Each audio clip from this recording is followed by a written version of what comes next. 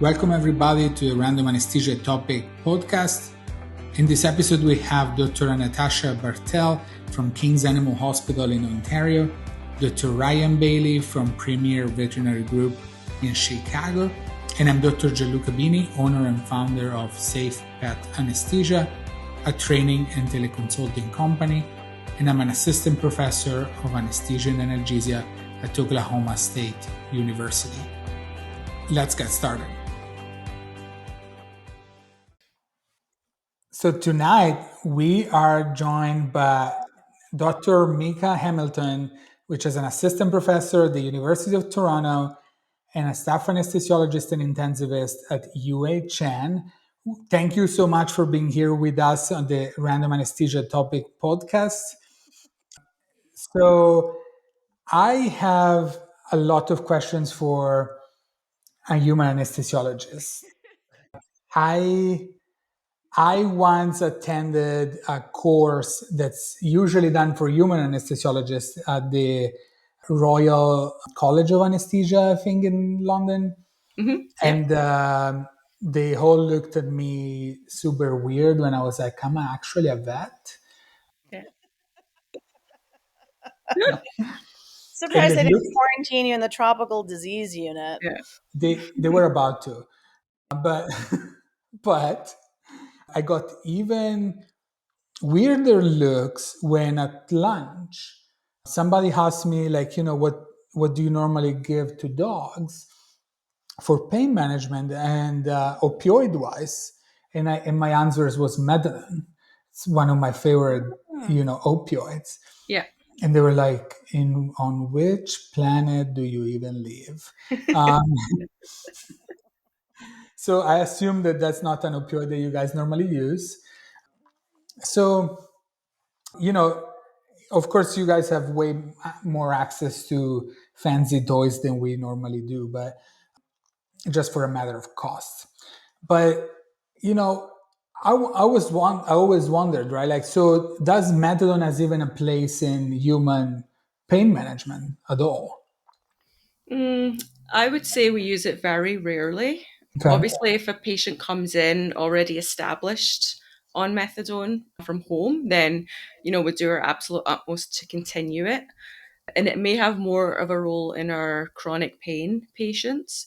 But from a sort of perioperative anesthesia perspective, I can't say that I've actually ever used it unless I've ordered it to make sure the patient gets the regular methadone when they go back to the ward. So what do you normally use? Is it just fentanyl or morphine, or what do you... Yeah. So, when I worked in the UK, it would be fentanyl and morphine, usually fentanyl for induction, and then, for acute pain postoperatively, and morphine for, more long acting. Then when I moved over to Canada, and, maybe this is just the center where I work, but we tend to use hydromorphone instead of morphine. I do not know why we use one over the other. We have both available. I think a lot of the time your practice is a little dictated by kind of where you work and what's sort of established, to be quite honest. So in my practice, we use fentanyl for induction, fentanyl for pain relief. We can use fentanyl for PCAs, but more often we would use hydromorphone for post-op pain, IV and oral. We also use a fair bit of remifentanil as well, which is super short acting. My so favorite. So definitely just a sort of perioperative medication that we would use. So yeah. I want to point out Tasha's face because I love remifentanil, but I don't hate remifentanil. Like, it's just a weird favorite to like. You're just annoying. Like, it's just a weird thing to be like, oh, I love drugs that disappear in 4 minutes. Like, no. Why not? It's so reliable. It's amazing. It's amazing, I guess, in the right circumstances. But like, if I had a shattered femur, I wouldn't want to be recovered on an acute like remifentanil CRI that someone stopped. No, for sure. Because I'm a big believer. Like, I'll kick you. A terrible patient. To move your leg though. Other leg. I've got 2 for now. All right. And can I ask, actually, Mika, why I know that methadone is very much used in like the human medical realm, particularly like when I've seen it used. When I've gone on human anesthesia rotations, it's often used for people who, like it was most commonly used for like heart valve replacement in patients who had like a history of chronic IV drug use. And so they'd actually been transitioned over to methadone, and the anesthesiologists were, giving, or in the first the anesthesiologist, then the perfusionist, and then back to the anesthesiologist, were giving methadone just so the patient didn't go into acute withdrawal. But is there any like thought at all about why methadone, for example? Because I mean, we like make it rain with methadone in veterinary anesthesia, even though, for example, like I was trained back in vet school mostly on morphine. Then we all went to hydromorphone, and now we've all shifted a little bit more to methadone because in our patient populations we find that methadone tends to be, like less amidogenic and it doesn't quite cause the same level of tachypnea. But on the other hand, it's not that great of a sedative. Like, why don't people use methadone, or is it convention, or is there a different pathway, or what's happening here? I am going to say it's probably convention. I think methadone in human use is probably just more associated with like other functions rather than sort of perioperative analgesia. So Yeah. like say the patients who have had like an opioid dependence disorder, or the patients who have a chronic pain and they're on sort of a multimodal regime. It tends to be fairly, well, I would say in my local practice, fairly isolated to those indications. It might get brought out, for example, if you've got the patient who's post-op and they're on the ward and they're being seen by the acute pain team and you just cannot get on top of their pain. It may be something that's considered as an adjunct. But yeah, it's just really, yeah, it's just I've really not seen it used very much in humans at all in the Yeah. perioperative phase. Because But yeah, we'll use it in primates, right? Which, right, yeah, Yeah, for sure. chicken, couldn't get any closer, but yeah, we will Basically the use it in same. primates. Basically the same. It's just we're just naked. yeah.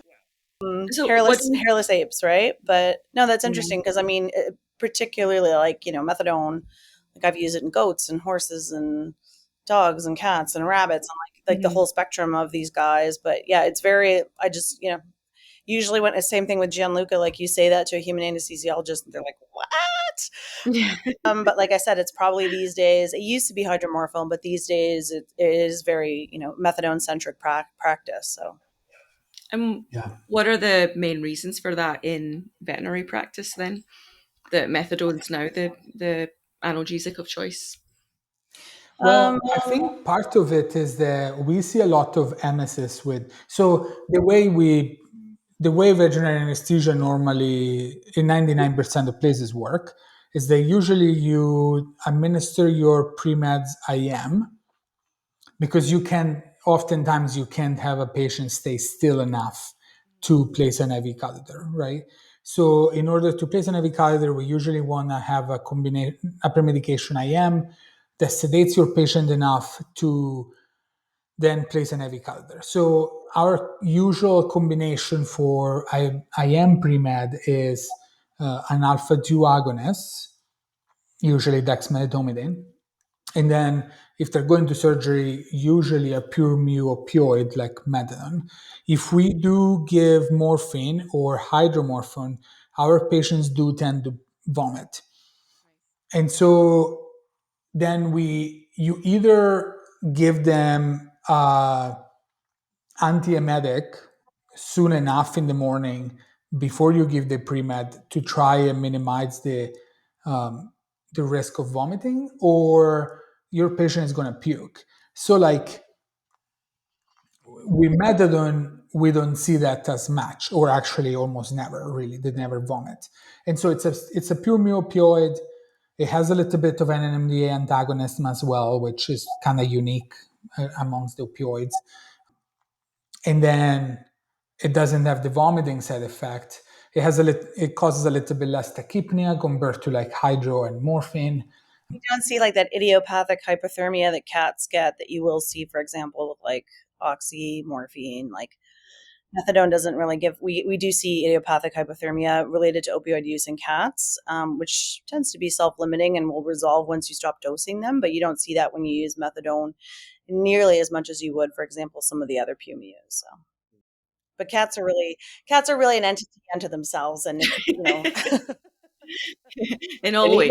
even if we do give it hydro IV compared to methadone, you still see a lot more, maybe not vomiting, but you see a lot more like signs of nausea, if you think that exists in dogs and cats. Like you see a lot more of the like hypersalivation. I would speculate they tend to regurge a little bit more relative to methadone. wait, I don't know if when you said that nausea, whether it exists in dogs and cats, Well, are you? there are people out there who are like, nausea doesn't exist because it's like the perception of the idea that you're going to vomit or something. It's like because animals don't have conscious perception. I'm not here to talk about it. I'm It's going to just disregard all of those stupid remarks. Yeah. yeah. There's people who say these things because like there's some really good stuff on nausea in dogs and cats and like or mostly in dogs and so we were like, well, does nausea actually occur? It's like, how do you tell? Like, we're putting these symptoms into a class. Like, we're saying the So dog's we're like, being accused of anthropomorphizing as usual, right? yeah, exactly.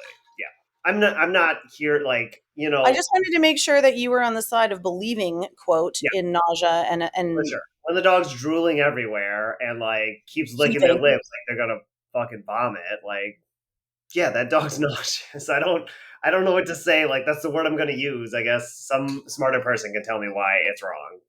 Whatever. Fine. So one of my dogs ate an entire pack of nut brittle last year. He definitely looked nauseous all night. Yeah. Yeah. Yeah, of course. Poor guy. And it's a schnauzer. So 100% the pancreas was like, ooh. Oh yeah. Luckily he was okay, but Yeah, he was those not, guys are basically the bread and butter of the internal medicine service. Like, right. Mm-hmm. I guess Yeah. the thing with us in humans is when we use these sorts of opiates, I guess we're always, well, maybe me, I always want to prevent nausea. So I will always give it with an antiemetic. So, our favorites is ondansetron and dexamethasone. ours too. So we don't use steroid as an antiemetic. That is a great point. Like the steroid use in human anesthesia is so Wild. so vastly different. It's fascinating to me. Like the fact that like I've heard that before in that like oh yeah we use DexSP or dexamethasone as like a antiemetic drug or like there's something and I'm not gonna remember this because it's like just a passing thing I learned many moons ago. But something about like mucoceles and giving dexamethasone to like patients like postoperative mucoceles. I'm just like, whoa, if you brought that to the clinic, they would like be like, who brought the witch into the clinic? The shaman. Yeah, like, oh, what are we doing? Yeah, no, we don't bandy steroids around a lot, especially because we don't really see any difference in terms of like nausea levels with our patient populations. But because we really can't mix nonsteroidals and steroids in most veterinary patients without causing severe GI upset, if not perforation. Like it's a big drama if you have to give an NSAID with a steroid. And, steroids are reserved for very specific indications, like adrenalectomy, for example, or Addisonian, or, if a patient has, for example, is IMHA or IBD, like all that kind of stuff. Yeah. So anesthesiologists and vet med generally don't we don't sprinkle the steroids around, I don't think, at the same level that it seems to happen in human medicine, which is very interesting to us comparatively. So yeah, we use it quite a lot for sure. And do humans get the same sort of like issues associated with like if you had a steroid on board and then you took an Advil, like is that a major consideration? Because like this would send our critical care team like off the end of the earth if we did that. Yeah, so not really. We usually just give the one dose, in surgery, and we'll usually give it near the start of the surgery, so it's got kind of time to kick in for when the patients are waking up. So we generally don't have much concern around adding in the non-steroidals. So that's so weird because the other species that's like that is a horse, right? Like they jack up horses all the. Sometimes they double the NSAID and give a steroid, and you're just like, oh, I'm gonna pretend I didn't hear that. And horses generally seem to do okay. But if you did that to a dog or a cat, they'd either go into renal failure or perforate like within 48 hours. So okay, yeah. Now, Good to know. can I ask a question? I have a really important question. Okay. So, Dr. Hamilton, as a general rule in veterinary medicine, veterinary anesthesiologists do not care for veterinary surgeons. And I'm just wondering whether or not this sentiment is also true of human anesthesiology. So, So, so I'm going to say that you're probably going to be like, yeah. But the center that I work in, I actually work with a really great group of surgeons. We have, pretty collegial atmosphere. And that goes to like the whole OR team actually as well, like our nursing staff and our attendants. So I'm quite lucky because obviously I have heard that maybe relationships are not so great in other places, but I'm quite happy where I am, and I think one of the big things is the familiarity. Is you're working with the same person routinely, so you know what they like, what their quirks are. They know yours. You can have a respectful discussion, respectful relationship. we don't know any of this. What's that like?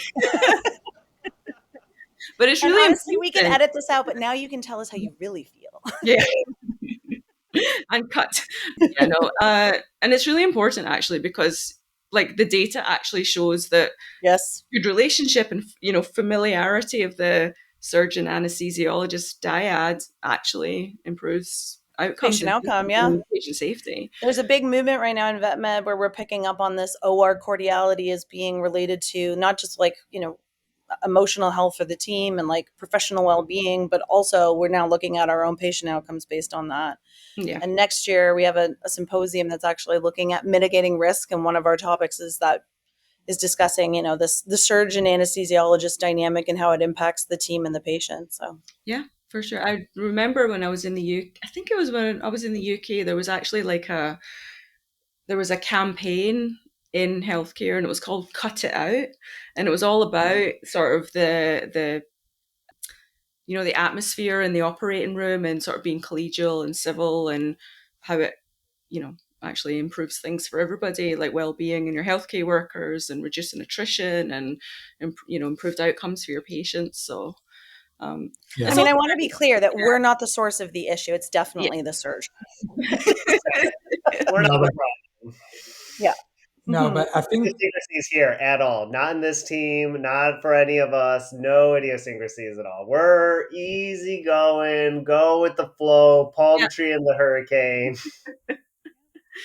well, part of the issue, I think that the difference between veterinary medicine and human medicine is that, and I don't know if you are surprised to hear this, but most 99% of pets do not go under anesthesia with an anesthesiologist.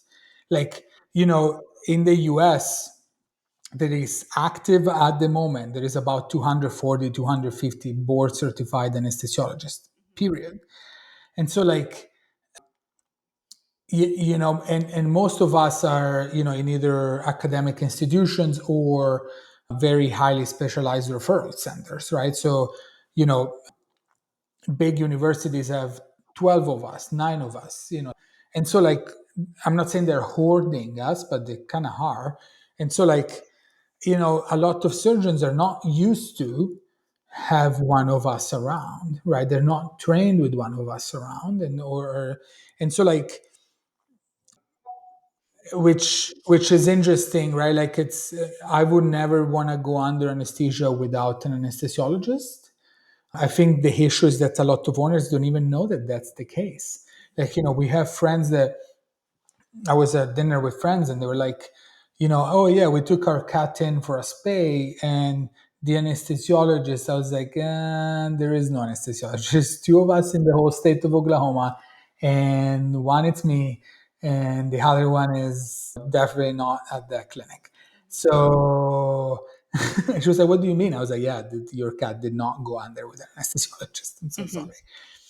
But and I think that that's part of the issue there, right? Like, we don't have There isn't enough of us. A lot of pets don't have access to one of us, and surgeons don't have access to one of us either.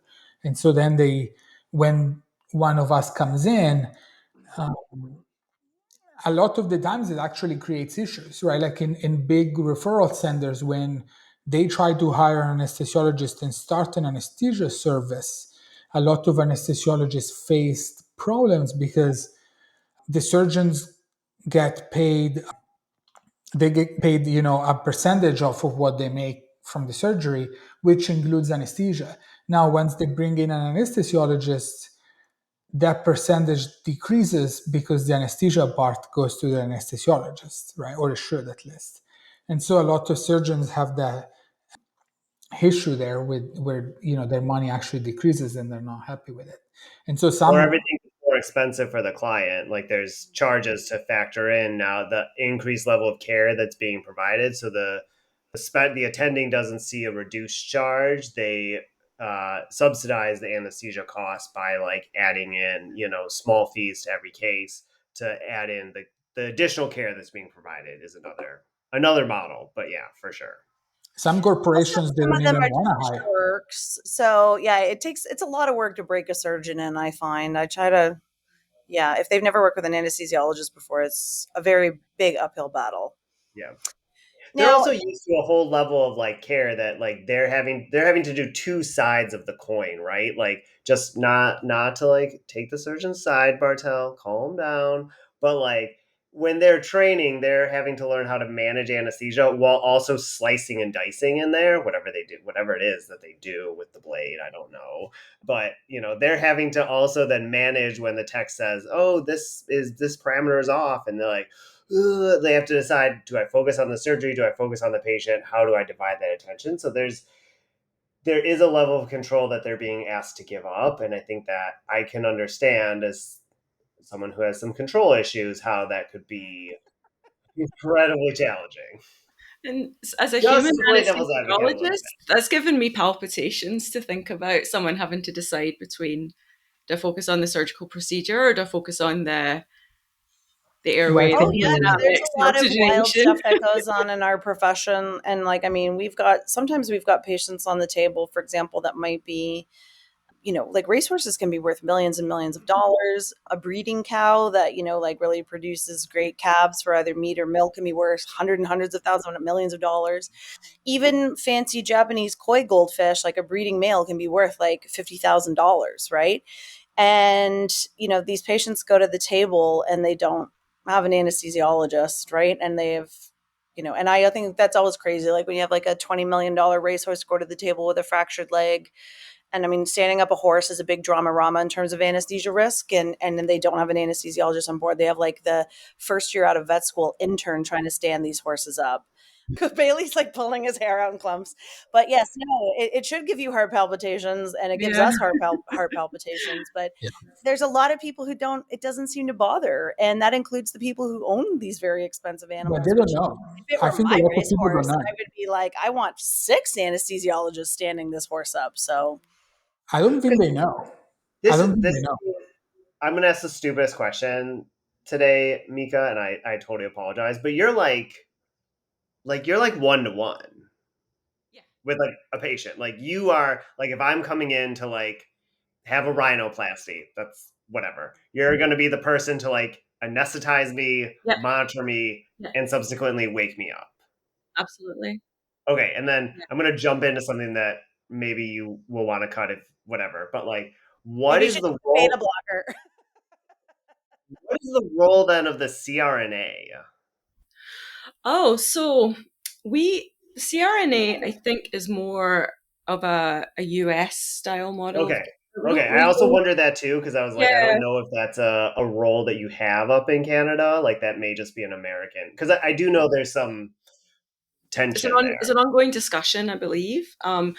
We do have anesthesia assistants who are able to, undertake sedation for patients, say, for example, cataract surgery or I don't know, upper limb surgery that's been done under regional block, and the patient just needs some sedation in the operating room.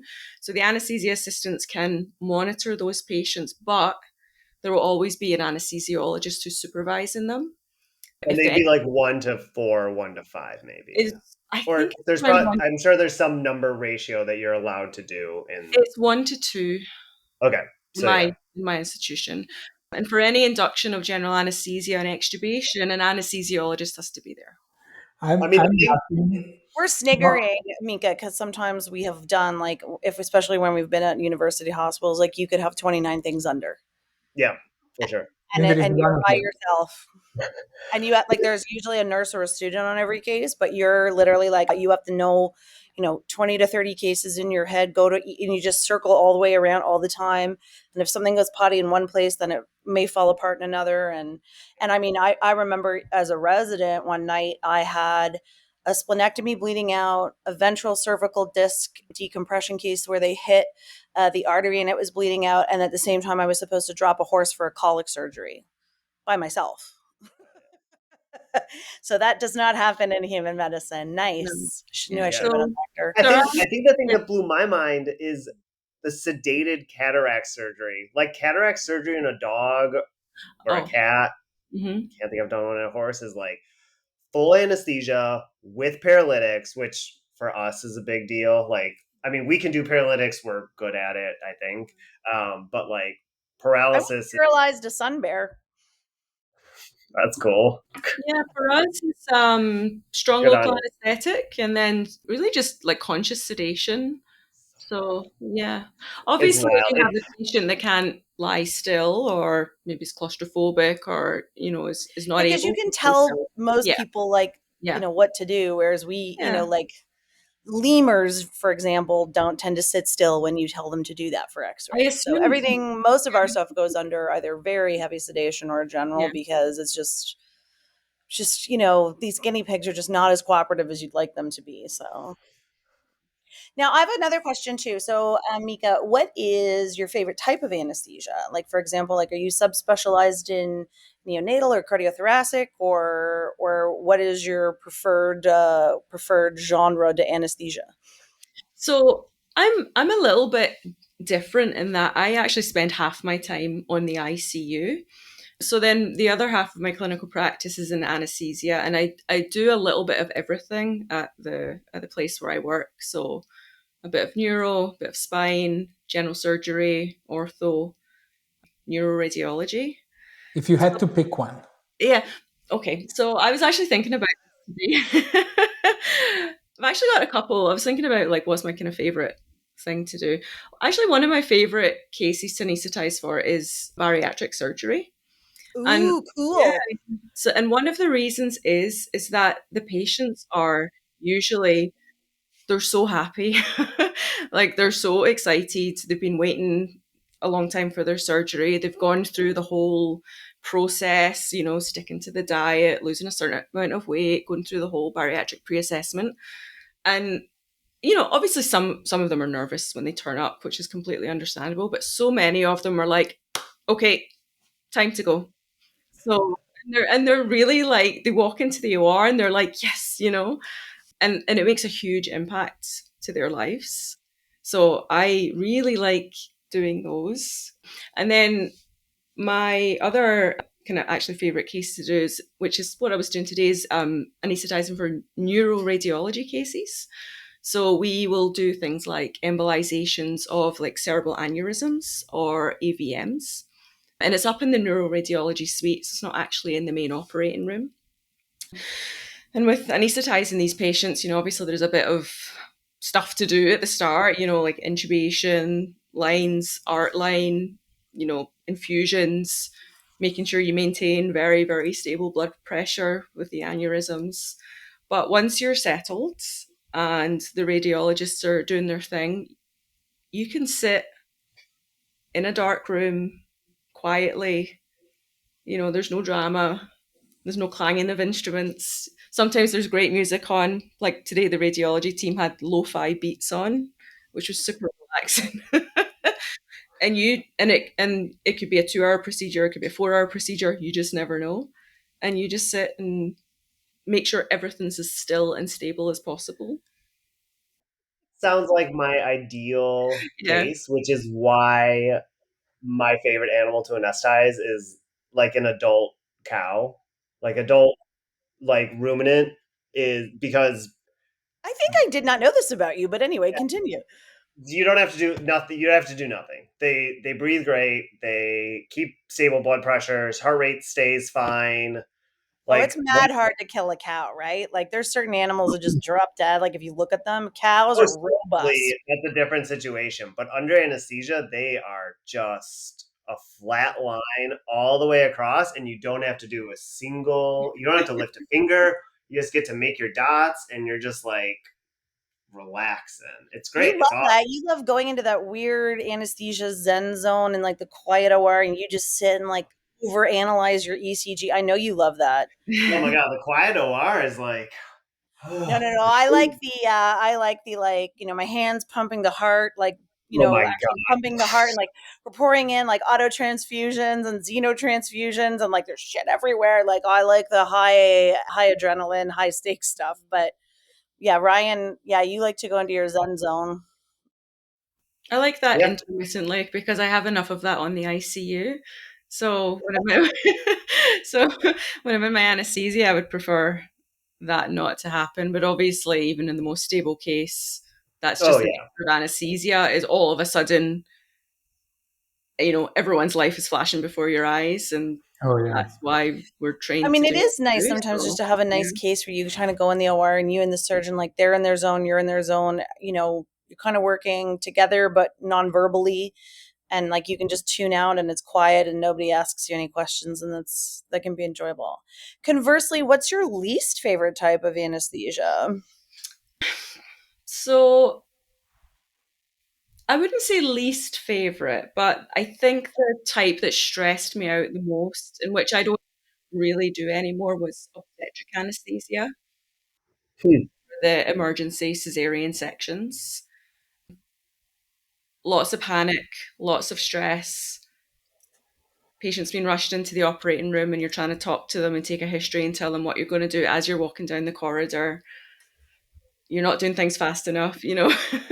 So, and this was mostly when I was a trainee. So again, there's that added level of stress. So it can be a bit of a chaotic environment. Some of my, anesthesia friends and colleagues love that. Love it. And they are obstetric anesthetists, and that's why they are obstetric anesthetists. But yeah, that would probably be the type that would stress me out the most, I would say. Yeah. That is one thing we don't have to deal with. Like our patients are stressed for a variety of reasons, but we don't entirely have to deal with like taking a history in a person who is worried they're going to die or their baby's going to die. Like I can't It's multiple layers of stress. yeah, I can't imagine what And for people that like that's things to be controlled, it can sometimes be not the most controlled environment. yeah. Lots of people. I see some guitars. Do you play guitar? So I do not play guitar. Those are my partner's guitars. He was in a band before he went into medicine. So he Oh has some wow. guitars and Is various. he also an anesthesiologist? No, he is. So he trained in emergency medicine, and Okay. now he is specializes in trauma, so major traumas. But he also does critical care as well. So Yeah, most sometimes we're vets you yeah. find it's like magnets. We repel each other. Mhm. So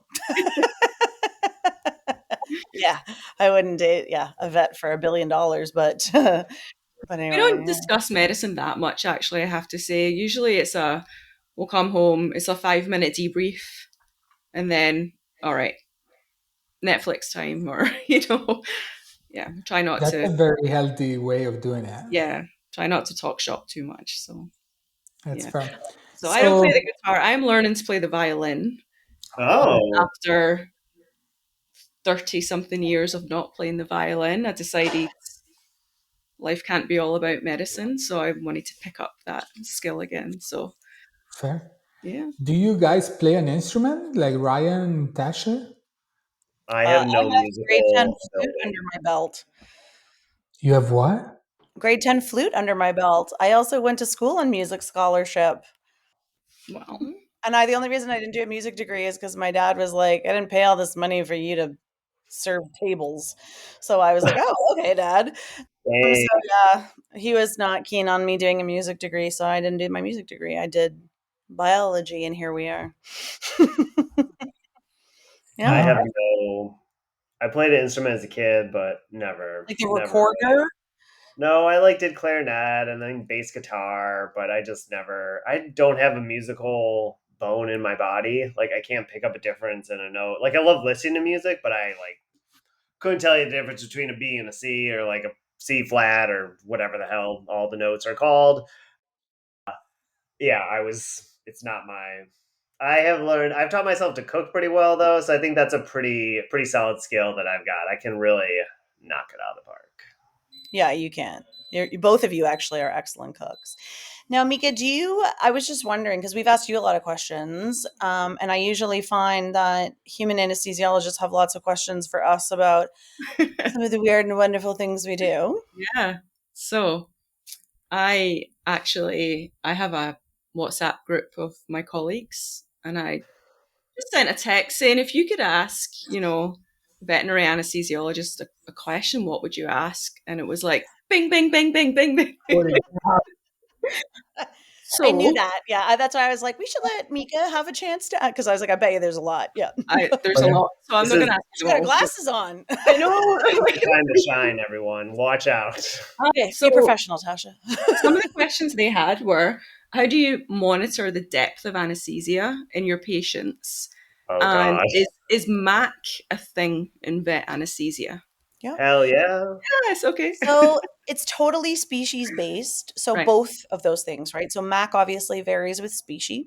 And the other thing is that monitoring depth of anesthesia varies very much between species, even within the own subclasses, right? So within mammals, fish, amphibians, reptiles, and avian, right? Like, for example, you will find that in horses, like they could be very unpredictable in terms of how sympathetic tone relates to depth of anesthesia. But once they start to have things like palpebral and nystagmus, like you better be bolusing ketamine, otherwise that horse is going to walk off the table.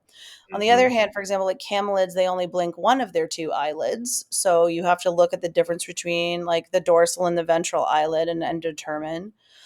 Fish and snakes, for example, it's a righting reflex. So once they go on their back and they don't try to flip themselves, they're at an appropriate depth, if not too deep. So yeah, I mean, we still do the normal things. So we look at, heart rate, blood pressure, ventilation, all that kind of stuff.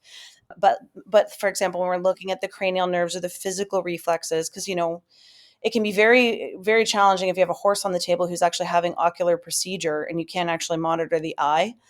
Because like I said, a horse will go from 0 to hero. Like it will literally, like heart rate will go like this, and all of a sudden the horse will kick its leg. So it's totally species dependent. And that's a big challenge, is to, if you are doing a broad spectrum of species, you have to memorize all that. So Yeah. yeah, MAC is definitely a thing. We do use different inhalants. Like I don't know if you guys have used halothane. I'm the oldest here, but Nope. halothane, iso, Sevo, and even desflurane. It just depends on also where you practice too, like you said earlier. So it can be country dependent. It can also be conventional based on whatever institution you're in. Brian Bailey and I did some pretty interesting horse anesthetic protocols at UC Davis involving desflurane and propofol in a sling. But like, don't ask Gianluca. But anyway, so it's species dependent, and you have to end up essentially memorize it. And then, the smaller the things get, I find I prefer doing like megafauna or macrofauna to like teeny itty bitty things, because in that case, like, I don't know what's going on. Like, all of our equipment is human based. Very little of it's been sized or calibrated for small species. And, for example, you think about a rabbit whose resting heart rate can be 260. And the rule is if you can actually count the heart rate out, it's bradycardic. And rabbits, of course, they metabolize atropine in their plasma, so they don't respond to atropines. You have to use glycopyrrolate and da da da da. And so yeah, every little species has its own nuance. Yep, and there's over 3,000 tracheal variations within the animal kingdom as well. So that's super exciting on who bifurcates high, who bifurcates low, who has a diaphragm, who doesn't, who has a high right bronchial stem, who has a low right bronchial stem, who only has one right lung, snakes.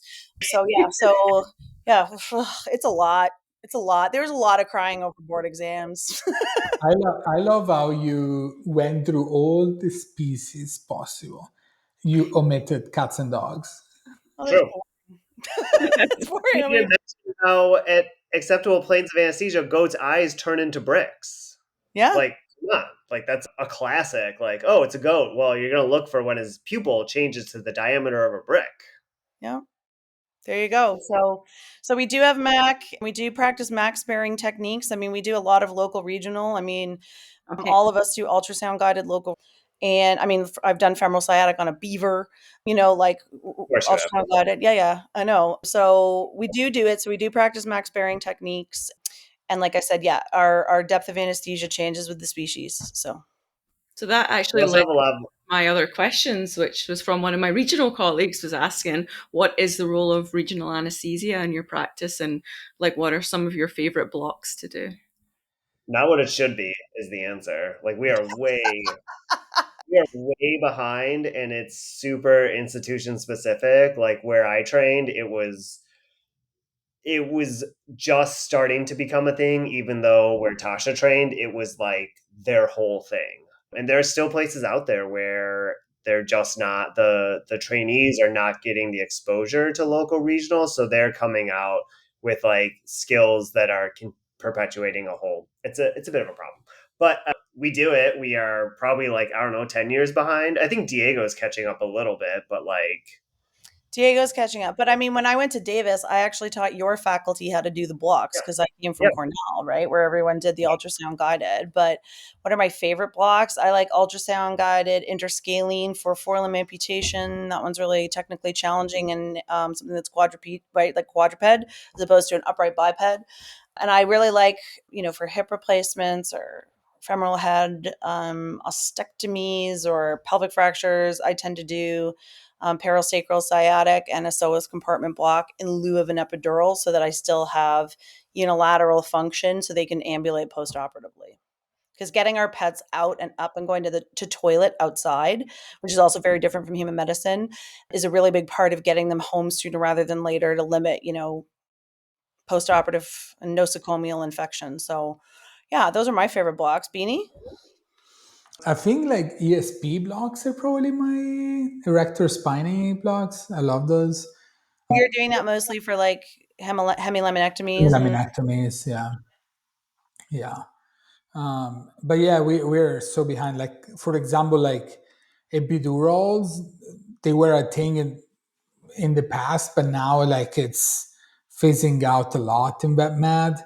Um, I don't know, like we're so behind humans. We're so behind. A lot of it is that we can do sedation and a local, right? You still need to do GA and a local because you can tell the dog, hey, stay still. I'm gonna do a femoral sciatic yeah. for your knee surgery, right? Like we can do that. So you know, unfortunately, we're really behind. But then the big advantage is the dog is now three-legged. They can walk on three legs pretty well, and we can send home the 70 kilo cane corso to, the 60-year-old grandma who can't pick up her dog. Like that dog can at least walk out and get into the car himself and get out of the car himself, where the epidural, that dog's immobilized and probably requires extra day of hospitalization and all that. So And you have to pick your species too, right? Like you gotta be a little bit careful. For example, that I tend not to block limbs out really heavily, for example, especially forelimbs and horses, because they actually get up by going onto their forelimbs first. And if they can't feel their leg, they tend to panic because they're flight animals. So like, it's very interesting. Like if a Labrador can't feel its leg, it doesn't care because it's still going to eat dinner. Whereas a horse will thrash itself to death and probably break more limbs. So that's also a bit species dependent. But I would say that I probably have a local regional block on board with nearly 100% of my cases. Mm-hmm. And is it all ultrasound guided? It is for me. Yeah. Okay. yeah, for most of us newer anesthesiologists, it's all ultrasound guided. Before was all peripheral nerve stimulator. Yeah. It's same in human anesthesia. I trained with peripheral nerve stimulators, and then ultrasound guidance was just coming in as I was finishing off my training, and now it's how everyone's learning. So Yeah. yeah.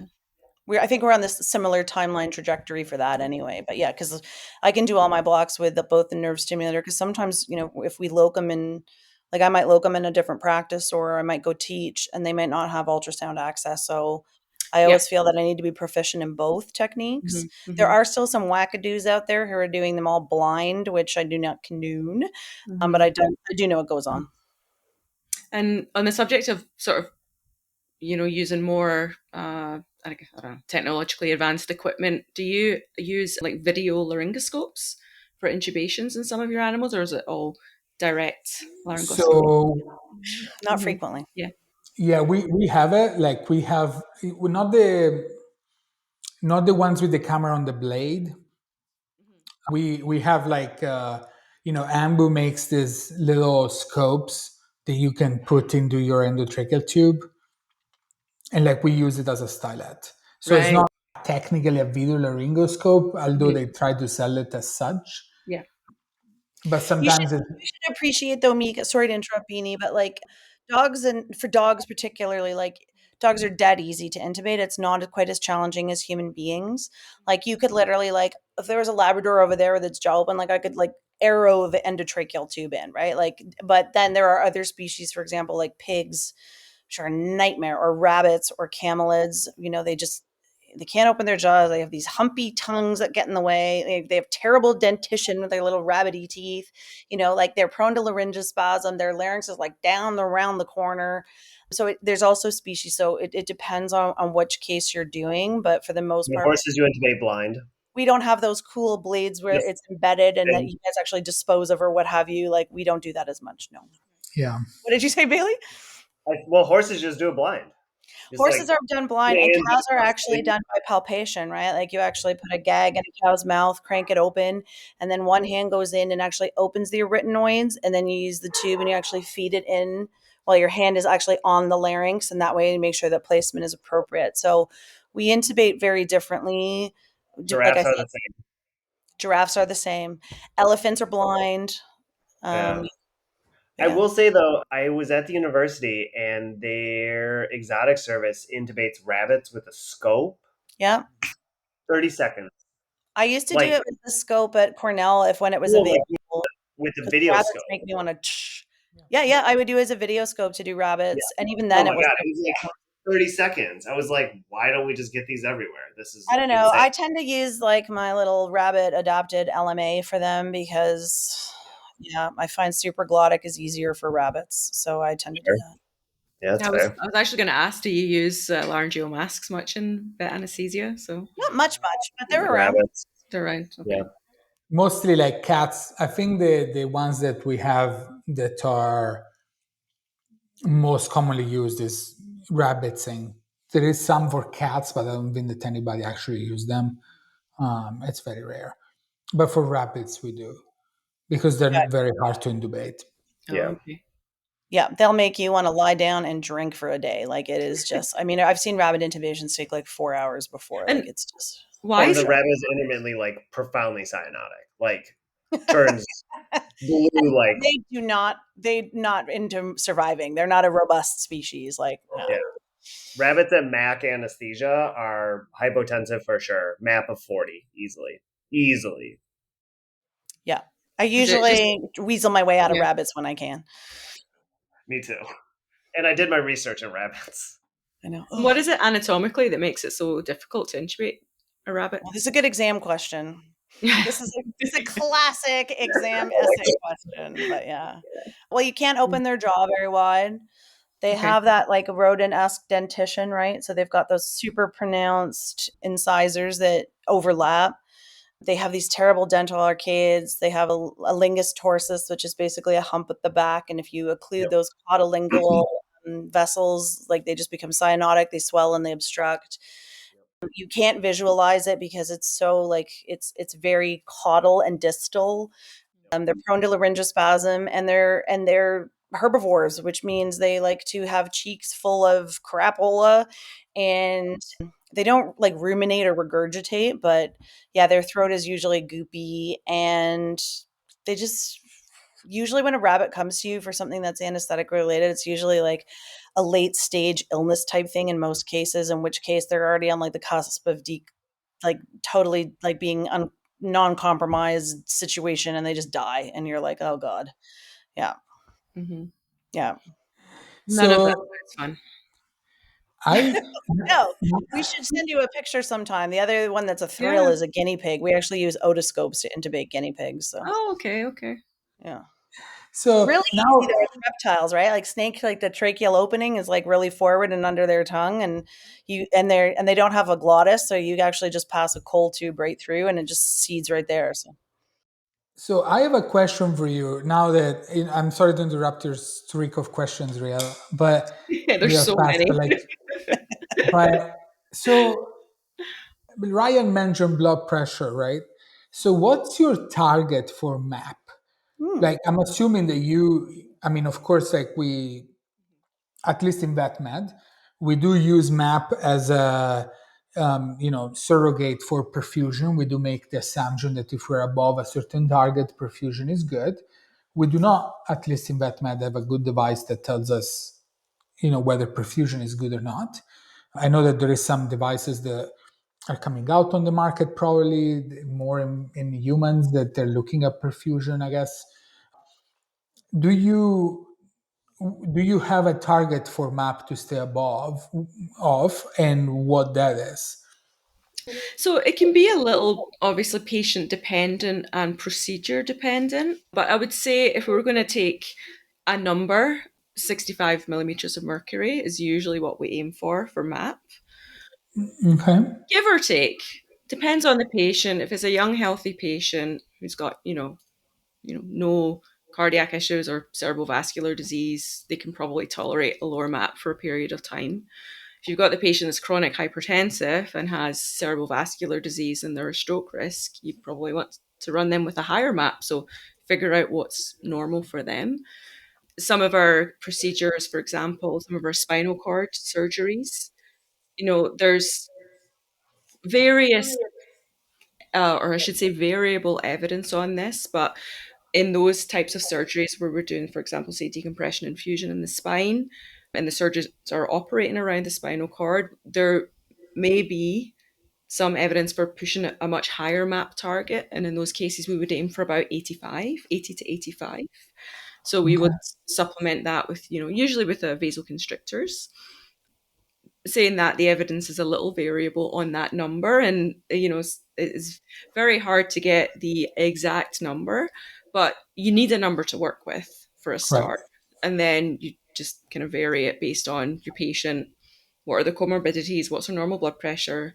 What procedure are they having done? What position are they in? Because some of our surgeries are done in a sitting position, Mhm. so the blood pressure here is not necessarily the Right. pressure that you're getting up here. So we may want to push it higher. Sometimes that increases bleeding and makes the surgery a little bit harder, particularly if it's, like a shoulder arthroscopy or something like that. So then you may have a little bit of, I wouldn't say conflict, but you'd have to balance it out. So the magic number I would say would be around 65 for sure. Do you Interesting. put an arterial line in most of your patients, or?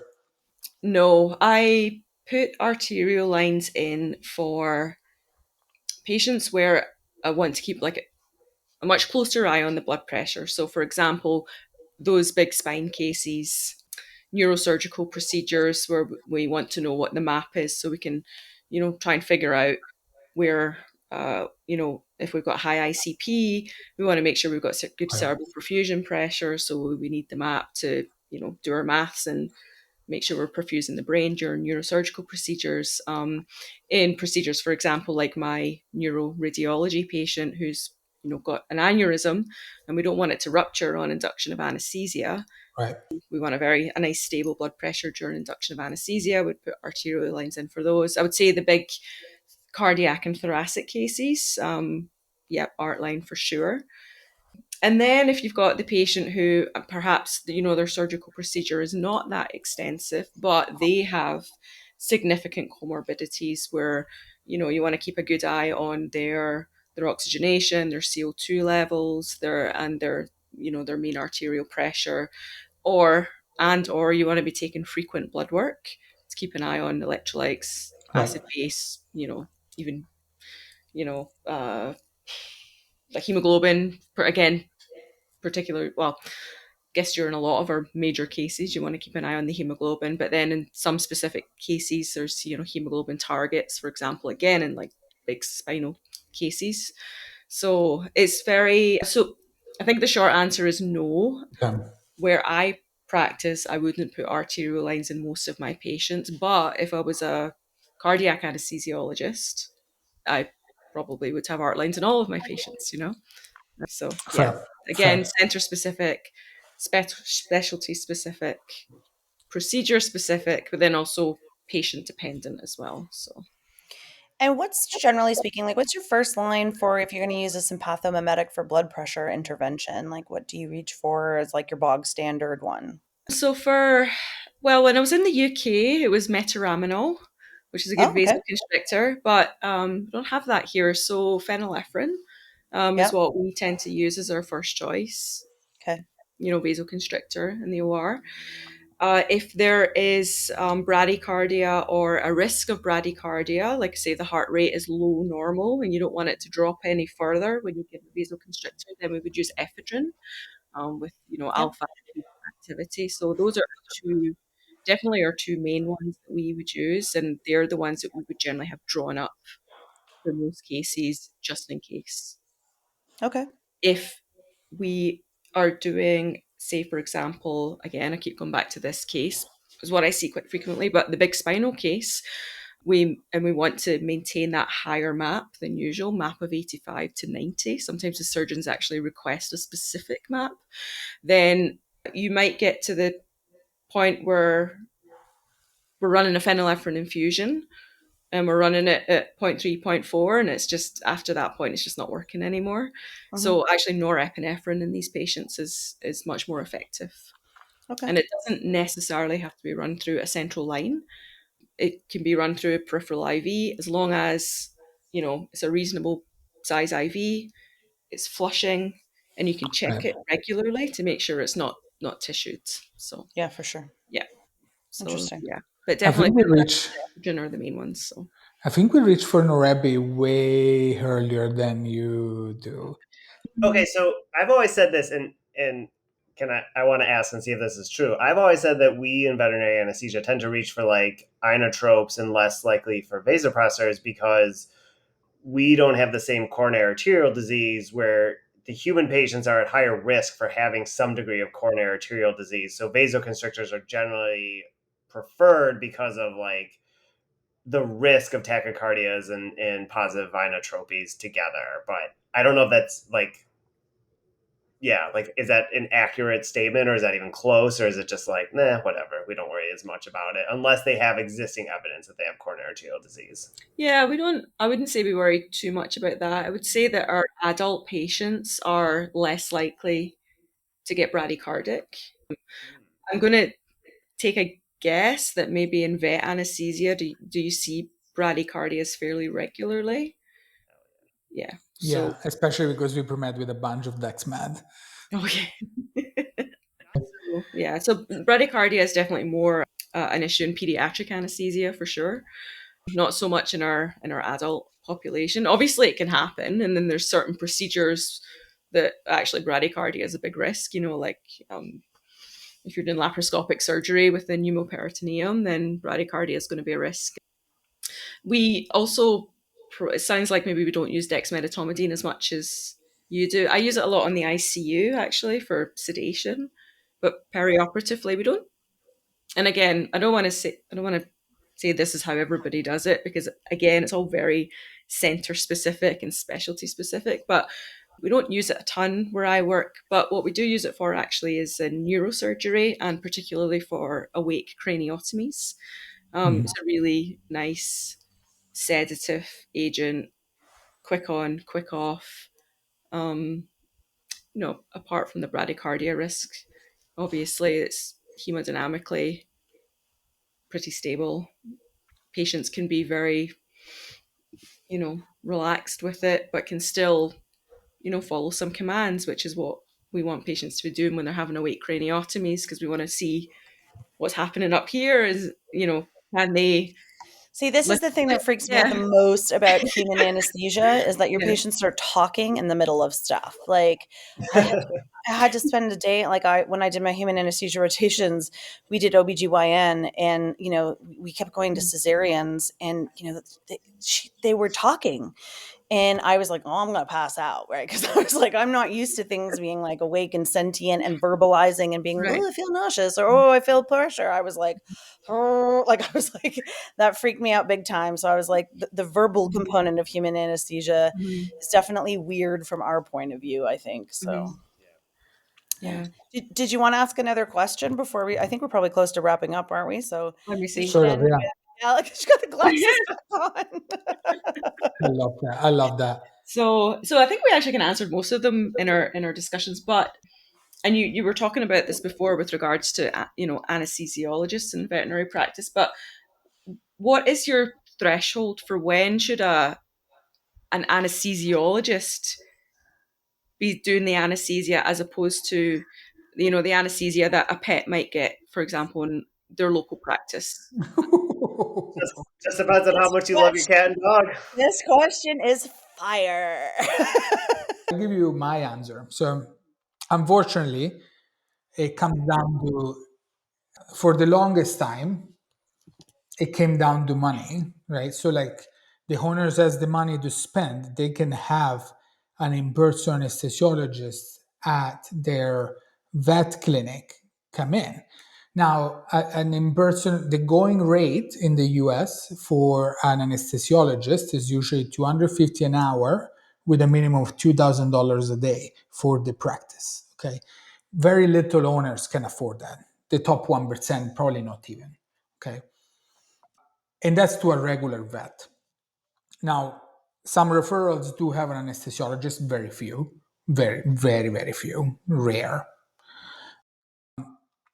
Now, I mean, there are some options to increase access to care, and and so we do that with our. I have a teleconsulting company that does that. So we have some anesthesiologists that do video call remotely with veterinarians to increase access to care and make it affordable and doable. But for the longest time, people did not have access to one of us. It was insanely expensive, which is sad, really sad. I Yeah, think and I think too. Actually, Bailey, go ahead. Go ahead. Go ahead. I was gonna say, I think once you know what the world of veterinary medicine is like and the equipment that we're using and the people who are using that equipment, my threshold is really low. Like my own cat, who is healthy, does not have kidney disease, somehow at like 16 years old, or no, I guess this was probably 3 or 4 years ago. She had to get a dental. Um, and I was like, well, she has to go somewhere with an anesthesiologist because I know what's out there and I know how scary it can be if you know everything that the four of us know about anesthesia.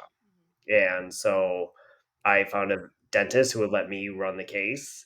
I was going to take her to the university. That was my other option because I know the anesthesia team there and I know they would provide good care. But like, yeah, my threshold is really, really low. Like there is, and I work in America and I work in Illinois, who has like it's so state dependent here. Like in Illinois, you can't be a licensed CVT unless you've gone to school and passed the exam. In California, you could become like a CVT or RVT, or like there were two different licensure things you could get. But one was you went to school, passed the exam, and the other was you practiced for X number of years and passed the exam. So And like, I think we need to specify. So CVT is certified veterinary technician. RVT is registered veterinary technician, which is sort of the equivalent of a registered nurse. It's just I think for some sort of trademark issues in the US, they can't use the term nurse for veterinary nurses, which I think is You can't in stupid. Ontario either. You can't use veterinary nurse. The nurses union will come right after us, so we use veterinary technician. But yeah. which I And the think is equipment's silly. all like, the equipment's so old. It's like shit that was like probably used in human anesthesia in the 60s. Like the safety features are so few and far between, and we're not, Let's not required forget that to. some practices build their own circuits and machines too. So sometimes you'll go Holy to a shit. No, practice yeah. and you've been called in as a locum or they want to do some continuing education. And I can barely figure out the machine because it was like hand built by Dr. Ron in 1979 and it's never been upgraded. And you're like, I don't know what's going on here. But yeah, I agree with Bailey. My threshold's pretty low. And I actually think if you look at the literature, because every 10 to 15 years they produce these big multi-center international studies looking at anesthesia related mortality. And specifically, we look at it in horses and we do like the common small animals. So, in other words, dogs and cats. In our mortality, you would the overall mortality, especially compared to example between like an academic institution or a high level referral versus general practice, you would find, I think, the mortality levels, especially in the general practices, unacceptable. Yeah, for sure. Yeah. But the owners don't know. The problem is that the public, the general public, totally ignores all of this, right? But Like, they don't know. They don't ignore it. They just don't. There's no way for them to know that information. Unfortunately, it's it's heartbreaking. It's heartbreaking. there is no The way- And there transparency. are places too that I've actually seen, and like long before I was an anesthesiologist and I did my own GP, like I work for somebody, and the way it worked is that while the technician's assistant, who's non-certified, non-licensed, is basically just, trained off the street in the hospital, would both be cleaning the teeth, monitoring and recording the anesthesia all at the same time. So would I take my cat there? Absolutely not. My cat only goes to tertiary referral. So like if I was, even if it was a spay or a neuter or something even more straightforward, I'm straight to tertiary referral. And I think that's what it is. It's one of those things like the more you know, the more terrified you Yep. become. Oh But yeah. unfortunately, like John Lucas said earlier, I mean, over 98% of the anesthesia that goes on in vet med in the world does not involve an anesthesiologist. And actually, at the end of the day, you will find that they mostly do live. But when you actually look at the papers and look at our mortality and our morbidity compared to human centers, you would be horrified. Oh yeah. Yeah, 100 times more. It's crazy. It's crazy. And also too, like there aren't, I mean, my referral hospital is the northernmost referral hospital in the province of Ontario. Basically, the next closest referral hospital north of me, you have to go over the other side of the world in Norway. So, I mean, people aren't going to drive 11 hours in Canada in the middle of winter to have their cat neutered because there's an anesthesiologist. It's just not going to happen. So we also have some pragmatic constraints too. It's just there aren't enough referral centers. They're non-affordable. And unlike the Not UK, enough of us. there's not enough of us. And unlike the UK, where over 85% of domestic pets are insured, right? Our capture is less than 20% in North America, which I never understand because I find pet insurance incredibly affordable. But at the same time, and like you all, like guaranteed in the life of your pet, as you very well know, you will always run into an incident like either a trauma, like I mean dogs eat stupid things like corn cobs and underpants, or they run into sticks, or your cat has, cats love to go into renal failure because they're desert species. And anyway, and in your pet's lifetime, like you're gonna hit a vet bill that will pay you back cent for cent for whatever you have invested in your pet insurance. And like that message just doesn't percolate in North America for whatever reason, whereas in the UK and the EU it's incredibly widespread. So people like very straightforward, ordinary people will walk in, they won't even bat an eyelash at a $40,000 estimate for their dog because the insurance captures, 95% or more. Like their copay is $500. Yeah. Here, though, like people will second mortgage their house, right? Or they'll just put it to sleep. So it's a very different culture. And unfortunately, it's detrimental to the animals, which is why we get very frustrated. Yeah, you see a lot of GoFundMe's as well for Yeah. And a lot of stuff in the media about how we're just money grubbing pieces of shit, because all we want to do is, veterinary care should just be free and there's apparently no overhead and our training doesn't mean anything. So it's not always the happiest profession. No, yeah. Yeah. I understand it's very stressful profession. It is. It Yeah. is. Yeah. Well, on that very sad note, Not how I was hoping to end that podcast. Well, I guess we'll have to have you another time as well, because like I think we have a long list of questions and we haven't gone through. We didn't even get to ventilation. Or We the didn't hot get to dogs. any of it. Like Count we your blessings, Dr. Hamilton. Bailey didn't get to you about cat sympathetic tone and ventilation. Oh my god! Guys, Oh my God, god! is this the first podcast we haven't talked about hot dogs? holy I mean, cow, we forgot the hot dogs. We didn't even Okay. talk about hot dogs. Oh my It God, was this is more about wild. the hot dogs. Okay. So Bailey is going to kill himself with coronary artery disease based on the number of hot dogs he ingests. See, so I have a hot dog shirt on today. I'm ready.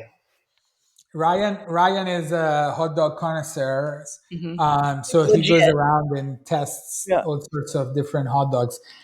And various sausages or meats that might be like a sausage. Any tubular meat, really. Yeah, That's I'm so pretty loose with my appetizing. definitions. Yeah, as we tell this to Dr. Hamilton, who's a vegetarian. So what is your do you like vegetarian hot dogs? Do you have a go-to brand, or is there like a hot dog like a vegetarian hot dog you had one time and you're like, wow, they really knocked it out of the park? So no. But so what I would what what I would say No. is that I'm mostly vegetarian. We're we don't buy meat, we don't cook it. But if I was to go to someone's house and that's what they'd made for me, then I'll eat it. So I'm one Okay. of those you can't You're a really moral relativist. No, that's Yeah. totally cool. So are we. So, Yeah. but that's prefacing my answer about hot dogs. So when I did eat more meat, we went to Iceland, and there's a very famous hot dog stand in Iceland. Holy shit. In Dr. Reykjavik. Hamilton, this was on our last podcast, this exact famous Iceland hot dog thing, our second podcast where this has come up. There's a very unflattering photo of me with the hot dog in my mouth, which we have on, we have one of those little screens that rotates photos digitally.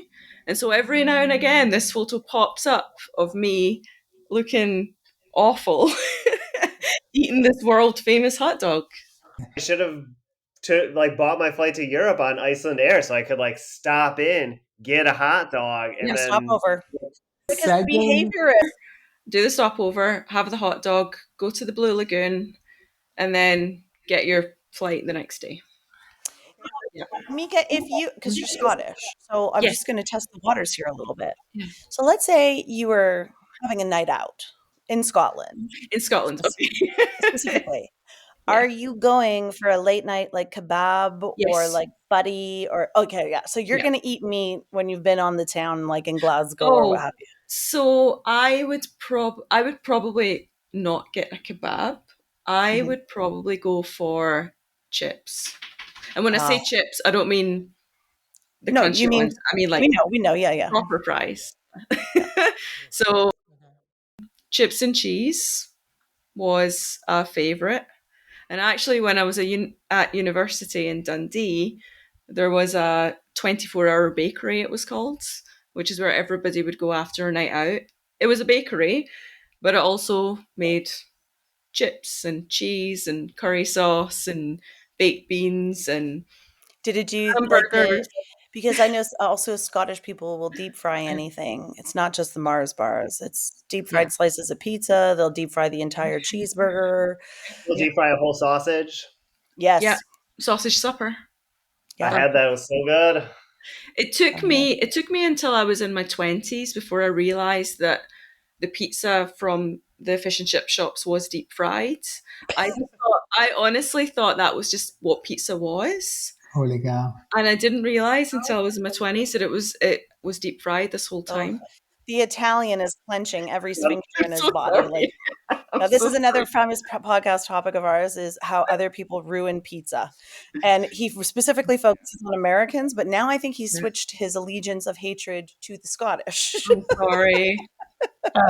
It does taste very good though. So No, that's okay. I'm not. I'm not gonna go into pizza.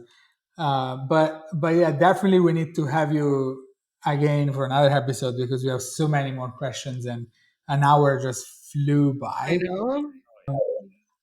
Thank you so much for being here with us. Thank you, everyone. I think the next episode is going to be Ryan again, right? We're going back to ventilation, part 2. OMG. OMG. All right. Thanks, everybody. Thanks, guys.